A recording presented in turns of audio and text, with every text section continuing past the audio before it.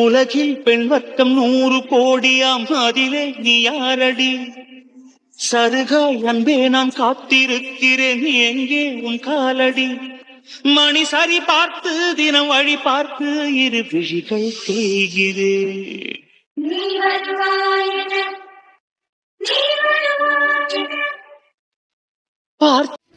அண்ணே 2 இட்லி எதுவும் வைக்கட்டுமா?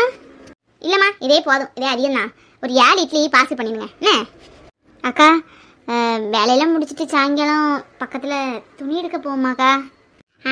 சொன்னல சாராக்கும் சரங்குட்டிக்கு பிறந்த நாள்ன்ட்டு. ஞாபகம் இருக்கு. அப்போ சாயந்தரம் எல்லா வேலையும் முடிச்சுக்கிட்டு செல்லிக்கும் துணி எடுக்கணும். சாராக்கும் சரணுக்கும் துணி எடுக்கக்கூடிய செலவு ஏன் செலவு, அதையும் சொல்லிவிட்டேன். நீ வந்து பார்த்து எடுக்கிறதோடு சரி, காசு நான் தான் கொடுப்பேன். ஏன்னா பிள்ளைக்கு நான் பெரியம்மா. ஐயோ அதெல்லாம் வேண்டாங்க்கா, நான் காசெல்லாம் வச்சிருக்கேன். பிள்ளைங்களுக்கு பிறந்த நாளுக்குன்னு ஏற்கனவே நான் கொஞ்சம் காசு எடுத்து வச்சிருந்தது அப்படியே இருக்கு.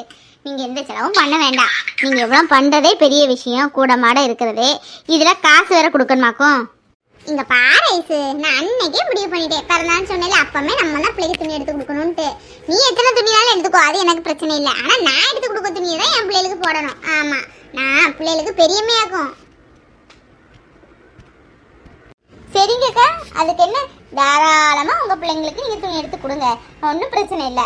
நீங்கள் சாரா சரணுக்கு எடுத்தீங்கன்னா நான் செல்விக்கு எடுப்பேன், சரிதானே? நீங்கள் பெரியம்மானா நான் செல்விக்கு சித்தி. நான் தான் பிள்ளைக்கு துணி ரூபா கொடுப்பேன். ஏதாவது சொன்னீங்கன்னா பார்த்துக்கோங்க. ஓ அப்படியா, சித்தி முறைய நீ தாராளமாக எடுத்துக்கோடு, யார் வேண்டாம்னா. ஆனால் பார்த்துக்க, அவள் 500 200 துணிக்கிட்டலாம் போய் நிற்க மாட்டா.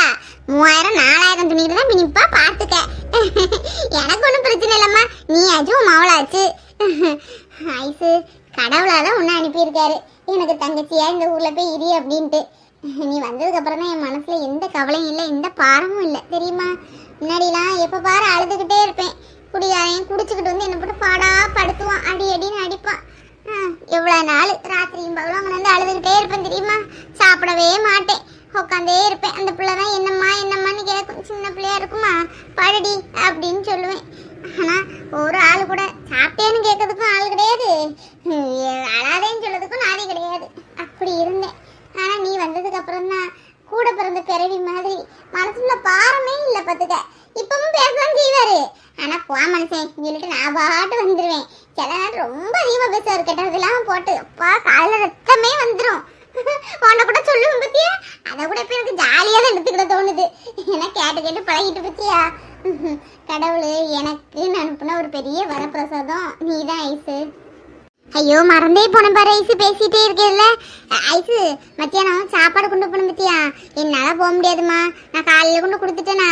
இந்த பிள்ளைக்கு ஒரே பல்லு வெளி, ஒரே முட்டாய் தீவனம். திங்காதன்னு எங்கே கேட்கும் குட்டி. முட்டாயை தின்னு பல்லெல்லாம் சூத்த பிடிச்சி போய் இருக்கு. வலி, ராத்திரியெல்லாம் தூங்கவே இல்லை பத்துக்க, ஒரு கண்ணு தூங்கலை. உப்பு தண்ணி வச்சு வாயை கொப்பளிச்சு அழுது இருந்திருக்கா. அதான் அவளை ஆசிரியர் கூட்டு போயிட்டு வரலான்னு பார்க்கேன். இப்போ போனால் எப்படி பார்த்தாலும் வர 3 மணி 4 மணி ஆயிரும். வெளியூரில் பக்கத்து ஊரில் உள்ள ஆசிரியர் டாக்டர் இல்லையே, அவர் 1 மாதம் லீவான். அதுக்கு அடுத்த ஊருக்கு தான் போகணும். அதான் சாப்பாடு எல்லாம் காயெல்லாம் நறுக்கி வச்சுட்டேன், தேங்காய் துருவி வச்சுட்டேன், அப்புறம் சாம்பார் வச்சுட்டேன், சோறை வடிச்சிட்டேன். இந்த பொரியலை மட்டும் கொஞ்சம் வச்சு கொஞ்சம் கொடுத்துருவியா ஐசு எனக்காக? சரிங்கக்கா, அதுக்கு என்ன, நான் கொண்டு கொடுத்துருக்கேன். நீங்கள் பாவம் செல்வியை கூட்டிகிட்டு போயிட்டு வாங்க. பல்லு வலின்னா அப்படிதான், சின்ன பிள்ளைங்களை போட்டு பாடா படுத்தி எடுத்துரும்.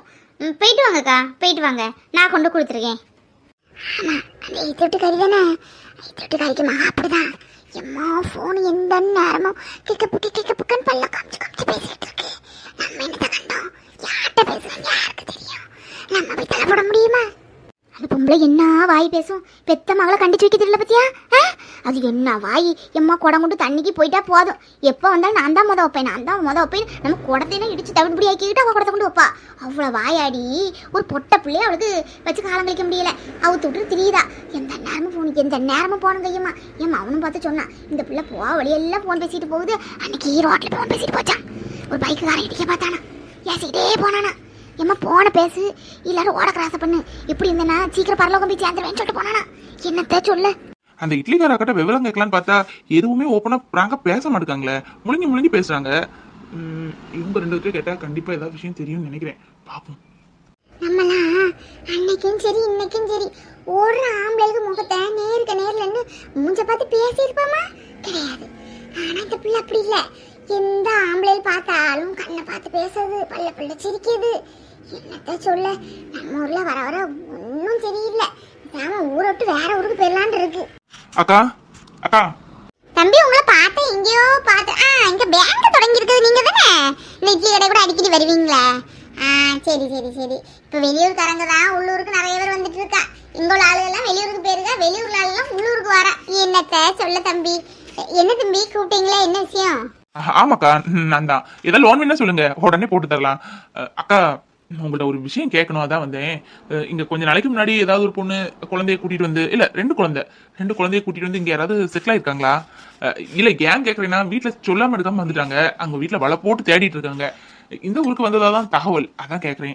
பேர்லாம் சரியா தெரியல. தம்பி, இப்படி மொட்டாமலுக்குன்னு சொன்னா எப்படி சொல்லதுக்கு? சின்ன வயசு பிள்ளையா இல்ல வயசுக்காரியா? ரெண்டு பிள்ளைனா என்ன சின்ன குழந்தைங்களா இல்ல பெரிய வளர்ந்த பிள்ளைகளா? ஸ்கூலுக்கு போற பிராயமா? என்ன எது விவரமா சொன்னாதானே தெரியும். இந்த ஊர்ல இப்ப நிறைய பேர் புதுசு புதுசாதான் இருக்கு. யாரும் நம்ம சொல்ல, கொஞ்சம் விவரமா நீங்க சொன்னீங்கன்னா நம்ம சொல்லலாம். பாத்தீங்களா, அதான் கேட்கேன். அக்கா, ஒல்லியா, நல்ல கலரா, நல்ல ஹைட்டா இருப்பாங்க. வயசு 30 வயசுக்குள்ளதான் இருக்கும். 27 28 வயசு தான் இருக்கும். ரெட்டை குழந்தை, ஒரு பொன் குழந்தை, ஒரு ஆண் குழந்தை. அவங்க 3 பேர் தான். இங்க வந்து எங்கேயாவது வீடு தனியா எடுத்து இருக்காங்களா? அந்த மாதிரி ஏதாவது தெரியுமா? ஓ, அப்படியா? இங்க யாரு? 2 3 பேர் இருக்காளுங்க. ஆனா புருஷன் பொண்டாட்டி எல்லாரும் வெளியூர்ல கடனை வச்சுக்கிட்டு உள்ளூர்ல இங்க வந்து இருக்காங்க. ஒரு பொண்ணு 2 குழந்தைனா இந்த இட்லி கடைக்கு வரீங்களா தம்பி? இட்லி கடைக்கு பாத்துருப்பீங்க நீ கூட. ஒரு சல்லி பிள்ளை, நல்லா வெளு வெளு வெளுன்னு இருக்குமே, பால் போல. 2 குழந்தைங்கள வச்சு தூக்கிட்டு இருக்குமே, நீங்க போவீங்களா? அந்த பிள்ளை தான் கொஞ்ச நாளைக்கு முன்னாடி வந்ததா பேச்சு. ஆனா அந்த பிள்ளை கூட இப்ப வேற ஒரு பையனும் கல்யாணம் பண்ணிக்கிற மாதிரி பேச்சடி போட்டுட்டு இருக்கு. அம்மா, இந்த மாமாவை பார்க்கும்போது சரண பார்த்த மாதிரி இருக்கலாமா? சரண மாதிரி சுருண்ட முடி, சரணுக்கு மூஞ்சி மாதிரியே இருக்கு பாத்தீங்களா? ஆமா, உனக்கு பல்லு வலின்னு தானே சொன்னேன். இவ்வளவு நேரம் ஸ்கூலுக்கு போக வர எந்திக்க முடிஞ்சா உனக்கு? எம்மா எம்மா எம்மான்னு மோத்தை மோரை இழுத்துக்கிட்டு கிடந்த. இப்ப பல்லு இங்க இருந்து நல்லா இங்க வர தெரியுது. இல்லம்மா, பல்லு நல்லா வலிக்கு.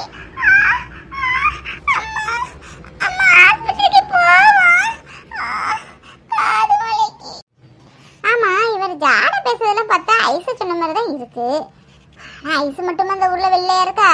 எவ்வளவோ பேர் வெளியூர்ல இருந்து வந்து ஒத்தையெல்லாம் கஷ்டப்படதான் செய்யாங்க. ஐஸ் நம்ம சொல்லிட முடியாது. போய் இவ்வளோட்டே இவரு போய் கேட்காரு. இவ்வளவு 1ன்னா 10ன்னு அடிக்கிறவாளுகளே. குடும்பத்தையே இல்லாம ஆக்கக்கூடியவளு இந்த 2 பேர் இருக்காளுல. எம்மா பொறணி பேச விட்டா போதும். சரி, அவள் யாரையும் விசாரிச்சுட்டு போட்டும். பாவம் பிள்ளை பல்லு வலி, டாக்டர் போயிடக்கூடாது. என்னக்கா சொல்றீங்க? நீங்க சொல்றதெல்லாம் உண்மையா? அட ஆமா தம்பி, நாங்க என்ன பொய்யா சொல்ல போறோம்? அடுத்த வீட்டு கதையெல்லாம் எங்களுக்கு தெரியாது. எங்க வீட்டு கதையை பார்க்கறதுக்கே எங்களுக்கு நேரம் இல்லை. அதுக்குன்னு சிலவு அலைவாளுங்க எங்க எந்த கதை நடக்கும்னு உலாசல் பொறுப்பா பேசிட்டு இருக்காங்க. அது மட்டும் இல்ல, நாங்களே 2 3 மட்டும் பார்த்தோம். இவ்வளவு நடத்தக்கூடிய கூத்தெல்லாம். ஒரு ராத்திரி தம்பி, மழை கொட்ட மழையில 2 பேர் கெட்டு பிடிச்சு அடிச்ச லூட்டி இருக்க. ஐயோ அப்பா, அதை பார்த்து எங்களுக்கு போதும் போதும் ஆயிட்டு. அவனுக்கு மேல அது வரைக்கும் இந்த ஊர்ல நல்ல மதிப்பு இருந்துச்சு. என்னைக்கு இவ வந்தாலா அவன் பேரை கெடுத்துட்டான். அவனுக்கு சொன்னா தெரியும், கண்டங்கரைன்னு இருப்பானே. இந்த புயல்ல பூரி சாப்பிட மாதிரி இவ வந்து கிடைச்சிருக்கா. அவனுக்கு என்ன கேட்கவா வேணும்? இவன் மத்தியானம் சமைச்சு அங்க கொடுக்கறது என்ன, காலையில இட்லி பொங்கல் பூரின்னு சுட்டு இங்க கொடுக்கறது என்ன? எப்பப்பாப்பா, 10வது குறைக்க அந்த 2 பிள்ளைல எம்மா பைக்கில வச்சு கூட்டிட்டு போவான். அப்பா அப்பா அப்பா அப்பான்னு தான். என்னமோ இவன் பெற்ற மாதிரிதான். எப்பா, இதெல்லாம் பார்க்க எங்களுக்கு சகிக்கல. அந்த பையன் நல்ல பையன் பத்துக்கோ. ஃபர்ஸ்ட் கல்யாணம் பண்ணி பொண்ணு தங்கமான பொண்ணு, நல்ல பொண்ணு. அந்த பொண்ணு போய் சேர்ந்துட்டா. இது வந்து ஒட்டி இருக்கு. தம்பி, நீங்க சொல்லக்கூடிய ஆளுதான் அவளா என்னன்னு எனக்கு தெரியாது. தெரிஞ்ச விவரத்தை சொல்லிட்டேன். நாங்க சொன்னோம் யார்கிட்ட சொல்லிடுறாங்க. இந்த தம்பி, நீங்க சொல்ல மாதிரி யாராவது வந்தா நாங்க உங்கள்கிட்ட வந்து சொல்லுதோம். பேங்க்ல தானே இருப்பீங்க. சரிங்க தம்பி. சி, இவ பேர் என்ன இப்படி ஆறுது? அன்னைக்கு என்ன கோயில ஒரு பொம்பளை அப்படி பேசினா, இங்க பார்த்தா இந்த பொம்பளை இப்படி பேசுறா. இப்பதான் எனக்கு உறுதியாச்சு. அப்ப அந்த இட்லி கடையில இருக்கிறது இவ தான். இவ கை பக்கத்துல சமையல் பண்றா. கூட இருக்க அந்த பொம்பளை எடுபடி வேலை பாக்குறா. அதானே பார்த்தேன், இந்த சமையல் எங்கேயோ சாப்பிட்டுருக்கமே அப்படின்னு பார்த்தா, ஐசு கடைசி நீ தான் அந்த சமையல்காரியா? இருக்கட்டும், உன்னை என் முன்னாடி கையை இந்த வைக்கிறேன் பாரு. சி, என்னெல்லாம் பண்ணிட்டு இருக்க இந்த ஊர்ல இருந்து. உனக்கு என் கூட இருந்த குடும்பங்களுக்கு பிடிக்கல இல்ல, அதான் இந்த கிராமத்தை தேடி வந்திருக்க. இருக்கட்டும் இருக்கட்டும், இன்னும் 2 நாள் தான். 2 நாள்ல உனக்கு ஆப்பு வைக்கிறானே இல்லையான்னு மட்டும் பாரு. நீங்க எவ்வளவு நாள் கல்யாணம் மட்டும் எக்கேடு கட்டினாலும் போடி, அதுக்கு தானே வந்திருக்க. உன்னையெல்லாம் மானமா வச்சிருந்தா உனக்கு அது பிடிக்காது. இப்படி ஊரெல்லாம் சிறியது தான் உனக்கு பிடிக்கும் போல. எனக்கு இப்பெல்லாம் தெரியுது உன் சுயிருவோம் உள்ள மனசுக்குள்ள தீயா எரிஞ்சிட்டு இருக்கு. உன்னை பத்தி ஒவ்வொருத்தவங்களுக்கு எவ்வளவு கேடு கட்டத்தனமா பேசிட்டு இருக்காங்க. இப்படி எல்லாம் ஒரு வாழ்க்கை உனக்கு தேவையா? அங்க இருந்து வந்து இல்ல மானமா எதையா திண்டு போய் சேர்ந்துக்க வேண்டியதானே, எங்கேயா போய் தொலைஞ்சிருக்க வேண்டியதானே. அதை விட்டுட்டு என் பேரை கெடுக்க தானே மறுபடியும் இந்த ஊர்ல உட்காந்துருக்க. இருக்கட்டும் இருக்கட்டும், உனக்கு சரியான ஆப்பு சரியான நேரத்துல வைக்கிறேன். உள்ள போலாமா இல்ல வெளியே நின்று கொடுத்துட்டு போலாமா? யார்ட்டையா கொடுக்க முடியாதே. இங்க ஒர்க் பண்றவங்ககிட்ட தான் நம்ம சொல்லி கொடுத்துட்டு போனோம். அக்கா அப்படித்தானே கொடுத்துட்டு வருவேன்னு சொல்லுவாங்க. ஏதோ ரூம் இருக்கு, அங்க போய் வச்சாலே போதும்னாங்க. எந்த ரூம்ல கொண்டு வைக்கிறதுக்கு? சார், மேடம் மேடம் சாப்பாடு கொண்டு வந்திருக்கேன், எங்க வைக்கணும் மேடம்? சாப்பாடு கொண்டு வந்துட்டீங்களா? ஒரே பசியா இருந்துச்சு, நல்ல வேளை கொண்டு வந்தீங்களே. சாப்பாடுலாம் ரொம்ப சூப்பரா பண்றீங்க. என்ன டேஸ்ட்! எங்க அம்மா கை பக்கத்தோட ரொம்ப சூப்பரா இருக்கு. ரொம்ப ரசிச்சு சுவைச்சு சாப்பிட்டு இருக்கோம். நீங்க வைக்கிற சாப்பாடு ஒரு பருக்க கூட வேஸ்ட் பண்ணது கிடையாது. காய்கறியில இவ்வளவு வெரைட்டியா இவ்வளவு டேஸ்டா பண்ண முடியுமான்னு உங்க சமையல பார்த்தா நான் தெரிஞ்சுக்கிட்டேன். ரொம்ப நன்றிங்க. இந்த சாப்பாடு எங்க வைக்கன்னு தெரியல, சொன்னீங்கன்னா கொண்டு வச்சுட்டு போயிருவேன். சாப்பாடை கொடுங்க, நான் கொண்டு போறேன். உங்களை மேனேஜர் சார் பார்க்கணும்னு சொன்னாங்க, காலையிலே பார்க்கணும்னு சொன்னாங்க. அதுக்கிடையில அந்த அம்மா வச்சுட்டு போயிட்டாங்க, பிள்ளைக்கு ஏதோ ஆஸ்பத்திரிக்கு போகணும்னு. அதான் மத்தியானம் வந்தா கண்டிப்பா உள்ள வர சொல்லுங்கன்னு சொன்னாங்க. மேனேஜர் சார் ரூம் நேர போனீங்கன்னா இருக்கும், அங்க போங்க. என்ன மனமா இருக்கு, வத்த குழம்போ எனக்கு ஒரு புடி பிடிச்சிட வேண்டியதான். இல்ல சார், எல்லா இடமும் நோட்டீஸ் போட்டாச்சு. அப்புறம் ஸ்பீக்கர் மூலமா எல்லாத்தையும் இன்ஃபார்ம் பண்ணியாச்சு. நானே நிறைய பேர்ட்ட போய் சொல்லியாச்சு. ஆனாலும் லோன்னா இந்த ஊர் மக்கள் கொஞ்சம் பயப்படுறாங்க. கிராமம் பாத்தீங்களா, அவங்க வேலையை பார்த்துட்டு உள்ள சாப்பிட்டு அப்படி இருக்காங்களே தவிர டெவலப் ஆகுன்னு யாரும் நினைக்கவே மாட்டாங்க. என்ன சார் இப்படி சொல்றீங்க? நீங்க எவ்வளவு டேர்ன் பண்ணி கொடுத்துருக்கீங்க, எவ்வளவு வருஷம் எக்ஸ்பீரியன்ஸா நீங்க ஒர்க் பண்ணிட்டு இருக்கீங்க. அது என்னோட ஒய்ஃபோட ஊரு, அதான் அங்க நல்லபடியா ஒரு பேங்க் ஓபன் பண்ணணுங்கிறது ஆசை. அதுக்காக ஓபன் பண்ணாலும் நல்ல டேர்ன் ஓவர் இருக்கணும்ல.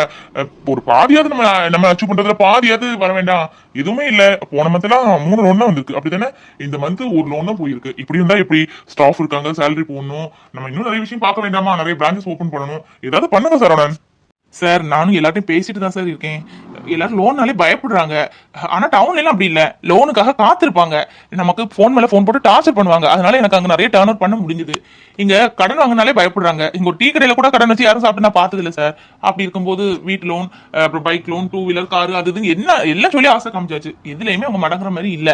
அதான் வேற ஏதாவது சுய உதவி குழு மாதிரி ஏதாவது கொண்டு வரலாமான்னு பிளான் பண்ணிட்டு இருக்கேன் சார். லேடிஸ்க்கு இந்த ஊர்ல நிறைய லேடிஸ் வந்து வெளி இடத்துல போய் வேலை பாக்குறாங்க.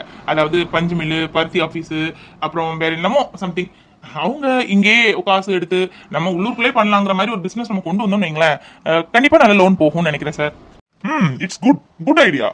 பரவாயில்ல Saravanan, it's good idea, very very good idea. நீங்க இதை உடனே எக்ஸிக்யூட் பண்ணுங்க, நல்ல மூவ்மெண்ட் இருக்கும். ஓகே சார், கண்டிப்பா. உங்களுக்கு என்ன பத்தி தெரியும், இந்த விஷயத்துல இறங்க மாட்டேன். இறங்கினா கண்டிப்பா அதுல நல்ல ஒரு லெவல்ல வரணுங்கிறதா என்னோட விருப்பம். எனக்கும் ரொம்ப கஷ்டமா தான் சார் இருந்து. போன வாட்டி சரி இப்ப நல்லா ஆரம்பிச்சிருக்க மாதிரி இருந்தோம். இந்த மந்த்தும் இப்படி இருந்தா எப்படி? கூடிய சீக்கிரம் இன்னைக்கு உள்ள உங்களுக்கு அந்த பிளான் பண்ணி உங்களுக்கு டீடைல்ஸ் சொல்லுவேன் சார். ஓகே சரவணன், நீங்க பிளான் ஐடியாஸ் எல்லாம் இது பண்ணிக்கிட்டு எனக்கு கால் பண்ணுங்க. Okay okay sir. ஐஸ்வர்யா எதுக்கு நம்ம ரூம் வாசல் நிற்கிறா? ஓ, நம்ம அந்த கடை பேசணும்னு சொல்லியிருந்தோம்ல, இன்னைக்கு இவ வந்திருக்காளா? இருக்கட்டும், இவ்வளவு இன்னைக்கு சும்மா விடக்கூடாது. ஏய், ஊரை விட்டு ஊரை வந்தா உன்னை கண்டுபிடிக்க முடியாதா?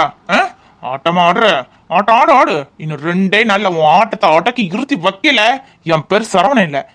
உன்னை தங்க தட்டுல வச்சு தாங்க நடி. சி, எவ்வளவு கிட்டவ. இப்ப இவ வந்தா நம்ம இங்கதான் இருக்கோம்னு உங்களுக்கு தெரிஞ்சிடும். குழந்தைய கொண்டுட்டு எங்கேயா போனாலும் போனவ. ஏற்கனவே ஊரை விட்டு ஓடி வந்த ஓடுகளி தானே. நம்மளை பார்த்தா குழந்தைய கொண்டுட்டு வேற எங்கேயும் போக மாட்டான்னு என்ன நிச்சயம் இருக்கு? நம்ம இங்கதான் இருக்கோம், இங்கதான் வேலை பாக்குறோம். அவளுக்கு கண்டிப்பா எதுவுமே தெரியக்கூடாது. இன்னும் 2 நாள் வர, அதுக்கப்புறம் பாத்துக்கலாம். இப்ப நம்ம பார்க்க வேண்டாம்ல, பார்த்தா கதையே மாறி போகும்.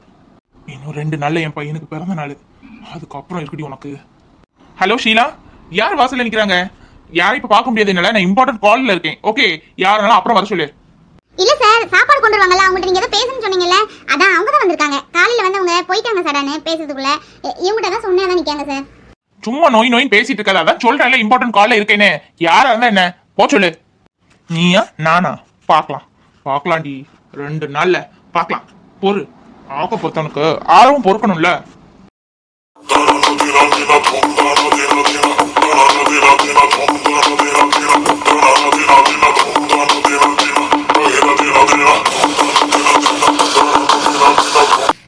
டைட்டா இருக்கு, திறந்து உள்ள போலாமா? யாரும் திட்டாங்கன்னா சரி நின்று பார்க்கலாம். எப்படியும் உள்ள கேமரா இருக்கும், பார்த்தா கூப்பிடுவாங்கல்ல. அக்கா அக்கா அக்கா அக்கா நில்லுங்க, உள்ள போயிடாதீங்க.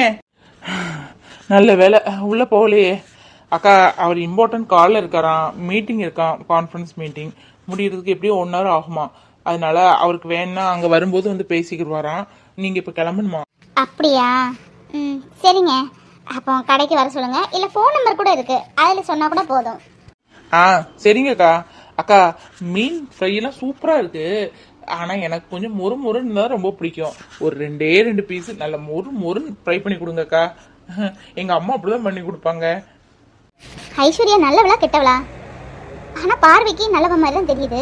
ஆனால் நடந்துக்கிற விதத்தை பார்க்கும்போது கெட்டவளா தோணுது. ஏமா அத்தனை பற்றியும் எனக்கு தெரியும் அவர் எப்படிப்பட்டவர்னு. ஆனால் நம்ம கண்ணால் பார்த்தது எதுவும் பொய் இல்லையே. நம்ம ஒன்றும் யாரையும் தப்பாக திடீர்னு நினைக்கிற ஆள் கிடையாது. நம்ம கண்ணால் பார்த்தோம், அக்கம் பக்கம் பேசினதை வச்சு தானே நம்ம அவங்க மேலே கோவப்பட்டோம். ஆனால் அவங்களே நம்ம வீடு தேடி வந்திருக்காங்கன்னா ஒருவேளை ஐஸ்வர்யா நல்லவங்களா இருப்பாங்களோ? நல்லவங்க இருந்தா ஒரு குழந்தை கண்டவனை பார்த்து அப்பான்னு கூப்பிடும்போது அதை அப்ரிஷியேட் பண்ணுவாங்களா? கண்டிப்பாக பண்ண மாட்டாங்க. எந்த வித கொடூரமான தாயா இருந்தாலும் சரி, இன்னொருத்தனை பார்த்து அப்பான்னு கூப்பிடுறதுக்கு ஒத்துக்கவே மாட்டாங்க. அப்படி இருக்கும்போது எப்படி? எனக்கு ஒன்றுமே புரியல, தலை குழம்புன மாதிரி இருக்கு. ஆனால் அவங்க ஒன்று சொன்னாங்க, நானும் சக்தியும் நல்ல நட்போடு தான் இருக்கோம், எங்களுக்குள்ள எந்த தப்பான எதுவும் இல்லை, நீ வீணா எங்களை தப்பா நினைக்காத, கூடிய சீக்கிரமே உங்கள் வீட்டில் பேசி நல்ல பதிலாக சொல்லு, உங்கள் வீட்டில் பேசுறதுக்காக நான் வந்தேன் அப்படின்னு சொன்னாங்கல்ல. ஒருவேளை தப்பான ரிலேஷனாக இருந்தானா எதுக்கு நம்ம வீட்டில் வந்து அவங்க பேச வரணும்? அதுவும் எனக்கும் அத்தானுக்கும் கல்யாணத்தை பற்றி. நம்ம அத்தா நல்லவர் தான், அது எனக்கு தெரியும். ஆனால் ஐஷு ஒரு கொஸ்டின் மார்க்காகவே இருக்கு என் மனசுக்குள்ள. ஆனால் அவங்க அத்தானை கல்யாணம் பண்ண நினச்சிருந்தா அவங்க மனசு வச்சா அத்தானே ஈன் பல கம்ஸ்டேபத்தில் போறாரு, சம்மதிச்சிருப்பாரு. ஆனால் அவங்க அப்படி நினைக்கிறவங்க மாதிரி இல்லையே. எனக்கு அவர் கல்யாணம் பண்ணி வைக்கணும் தானே நினச்சி நம்ம வீட்டில் வந்து பேசியிருக்காங்க. அவங்க தப்பானவங்களோ சரியானவங்களோ அதெல்லாம் நமக்கு தெரியாது. எனக்கு அத்தானை கல்யாணம் பண்ணணும், அதுக்கு அவங்க எனக்கு சப்போர்ட்டாக இருப்பாங்கன்னு தோணுது. அவங்க பேசின பேச்சு, பார்த்த பார்வை எல்லாம் அப்படி தான் இருக்குது. வீட்டில் நம்ம பேசுவோம், கண்டிப்பாக சம்மதிக்க மாட்டாங்க. அவங்கள பக்கத்து வீட்டில் உள்ளவங்கள சொந்தக்காரங்களை எல்லாத்தையும் வச்சு பேசி நம்ம கல்யாணத்தை எப்படியாவது அத்தான் கூட பண்ணியே ஆகணும். என்னமோ தெரியல, எப்படியோ நமக்கு அத்தான் கூட கல்யாணம் நடந்தால் அது போதும். அவங்களாவது பரவாயில்ல, இவர் தான் ரொம்ப ஓவராக பேசிட்டு போறாரு. இருக்கட்டும், கல்யாணத்துக்கு அப்புறம் பார்த்துக்கிறேன். கௌதம், நான் நினைச்சே பார்க்கல அம்மா ஆசீர்வாதம் பண்ணுவாங்கன்னு.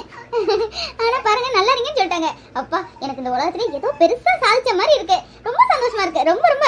எனக்கு தெரியும் காயு, அத்தை எப்படியும் ஆசீர்வாதம் பண்ணுவாங்கன்னு. கொஞ்ச நாள் தான், ரொம்ப நல்லா இல்ல. நம்மளை திட்டி பேசின வாயெல்லாம் கூடிய சீக்கிரம் இப்படி ஒரு மாப்பிள்ளை எங்க குடும்பத்துல நாங்களே பார்த்திருந்தா கூட எங்க அக்காவுக்கு கிடைச்சிருக்காதுன்னு உன் தம்பியும் உங்க அம்மாவும் உங்க அப்பாவும் சொல்ல வைக்கல. நான் கௌதம் இல்ல.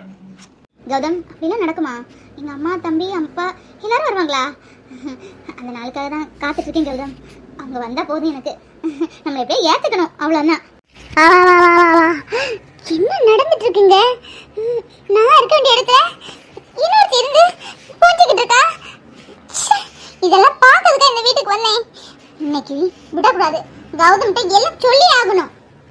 காயு, எங்க வீட்டுல மொட்டை மாடி இருக்குன்னு தெரியும், ஆனா இவ்வளவு நாள் நான் வந்ததே கிடையாது. இன்னைக்குதான் மொட்டை மாடி கூட இவ்வளவு அழகா மாத்தலாமான்னு உன்னை பத்தி தெரிஞ்சுக்கிட்டேன். நம்ம ஹோட்டல், பார்க் எங்கேயுமே போக வேண்டாம், பேசாம தினம் மொட்டை மாடியில் வந்திருந்தாலே போதும். டைம் போறதே தெரியாது பத்தியா? அதுவும் பக்கத்துல இருந்தா டைம் பாஸ் ஆகுறது தெரியவே தெரியாது. நீ சொன்ன உங்க வீட்டுல இருந்து எல்லாரும் வருவாங்களான்னு? கண்டிப்பா வருவாங்க. நான் சொல்லதை கேட்டா கூடிய சீக்கிரம் எல்லாரும் வந்துருவாங்க. கௌதம், எனக்கு இப்பதான் ரொம்ப சந்தோஷமா இருக்கு. அம்மா நல்லாதுன்னு சொல்லிட்டாங்கல்ல. வீட்டை போய் என்னை பத்தி நம்மளை பத்தி யோசிச்சுட்டு இருப்பாங்க. இந்த பிள்ளை எப்படி இருந்து கோயிலெல்லாம் விளம்பிட்டு இருக்கேன்னு அம்மா நினைச்சிட்டு இருப்பாங்க. எனக்கு தெரியும் அம்மாவை பத்தி. அம்மாவுக்கு ஒரு ஃபோன் பண்ணி பார்க்கட்டா? வேண்டாம் காயு, இன்னைக்குதான் வாழ்த்திருக்காங்க, அதுக்குள்ள திட்டுவாங்கன்னு உனக்கு.